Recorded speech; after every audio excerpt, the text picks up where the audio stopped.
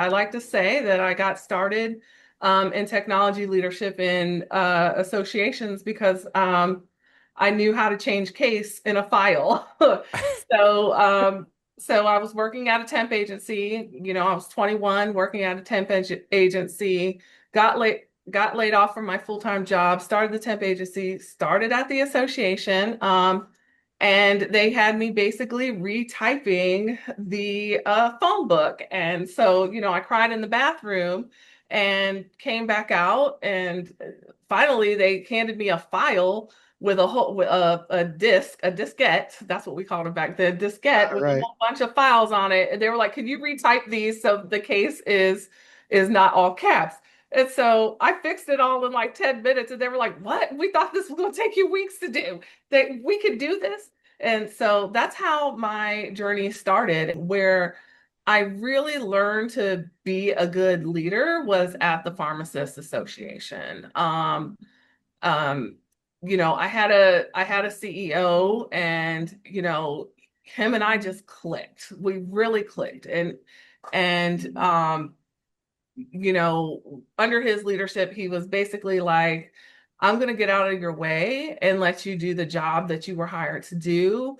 And I took that seriously, and I was able to really get a lot done and really establish myself as a leader there. The one thing that has stuck with me throughout my career and that I'm a stickler for even today is documentation. Mm. Um, Technical documentation matters. People leave and you have to refer to it. Um, Mm. it could be several years before you have an issue in a particular area in your software and you have to refer back to the documentation. So always, always document processes and changes and all of that, because it only makes things easier when you have to revisit it again. And here's the projects we're going to work on, here's the timelines, and all that other stuff. So I have a roadmap. It's basically like a Gantt chart.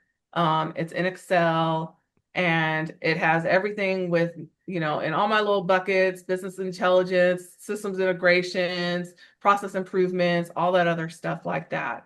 And then I have a SharePoint site that is structured just like the roadmap. And so, you know, each bucket in the roadmap and then all the projects and the priority of the projects are the folders are named. And so all the documentation about those projects goes into those folders.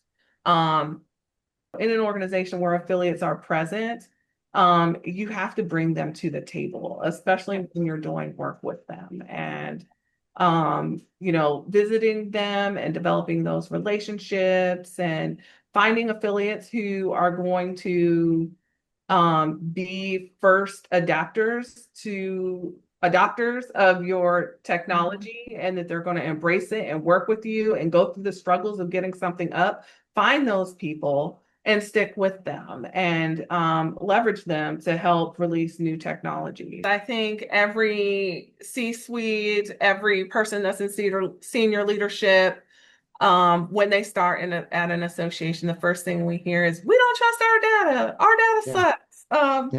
Yeah. We have duplicate records, we have this and we have that, and we have this and we have that. And NAA was no different.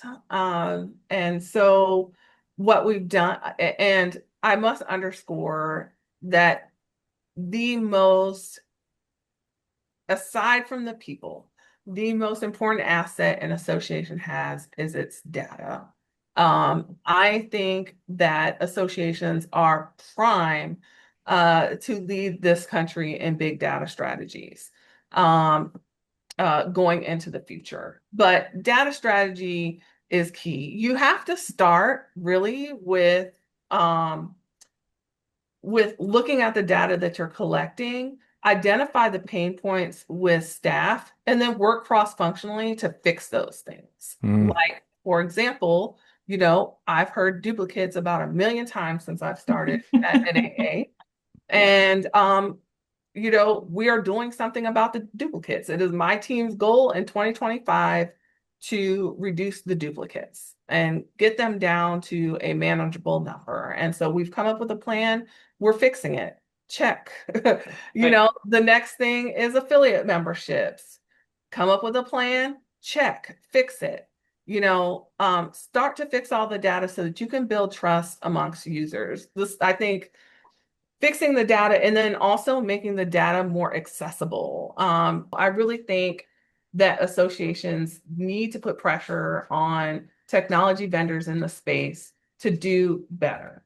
Um, you know, we need real resources to implement these technologies. They come to us and talk about integrations, and the integrations are halfway done, and certain things don't work, and it's time to move on.